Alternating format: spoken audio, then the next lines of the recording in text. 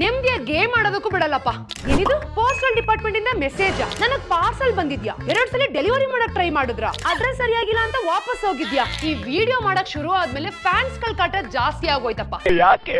ಯಾವಾಗ್ಲೂ ನೋಡಿದ್ರೆ ಪಾರ್ಸಲ್ ಬರ್ತಾನೆ ಇರುತ್ತೆ. ನಿನಗೆ ಶುಕ್ರ ದಶೆ ನಡೀತಾ ಇದೆ. ಏನು, ಈ ಅಡ್ರೆಸ್ ನ ಅಪ್ಡೇಟ್ ಮಾಡಿದ್ರೆ 48 ಅವರ್ಸ್ ಅಲ್ಲಿ ಡೆಲಿವರಿ ಮಾಡ್ತಾರ? ಸರಿ, ಈ ಲಿಂಕ್ ನ ಕ್ಲಿಕ್ ಮಾಡೇ ಬಿಡೋಣ. ಅಯ್ಯಯ್ಯೋ ಚಂದನ, ನನ್ನ ಅಕೌಂಟ್ ಅಲ್ಲಿರೋ ದುಡ್ಡೆಲ್ಲ ಕಟ್ ಆಗೋಯ್ತು. ಅಳ್ಬೇಡ, ಸಮಾಧಾನ ಮಾಡ್ಕೋ. ಇಂಡಿಯಾ ಪೋಸ್ಟ್ ಅಂತ ಯಾರೋ ಮೆಸೇಜ್ ಕಳ್ಸಿದ್ರು, ಆ ಲಿಂಕ್ ನ ಓಪನ್ ಮಾಡಿದ್ರೆ ನನ್ನ ಅಕೌಂಟ್ ಅಲ್ಲಿರೋ ದುಡ್ಡೆಲ್ಲ ಕಟ್ ಆಗೋಯ್ತು.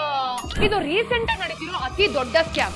ಇಂಡಿಯಾ ಪೋಸ್ಟಲ್ ಡಿಪಾರ್ಟ್ಮೆಂಟ್ ಇಂದ ಸುಮ್ನೆ ನಿನ್ಗೆ ಮೆಸೇಜ್ ಅನ್ನ ಕಳಿಸ್ತಾರೆ. ಅಲ್ಲಿರೋ ಲಿಂಕ್ ಅನ್ನ ನೀನೇನಾದ್ರೂ ಕ್ಲಿಕ್ ಮಾಡ್ದೆ ಅಂತಂದ್ರೆ ನಿನ್ನ ಬ್ಯಾಂಕ್ ಅಲ್ಲಿರೋ ದುಡ್ಡೆಲ್ಲ ಶಿವ ಶಿವ.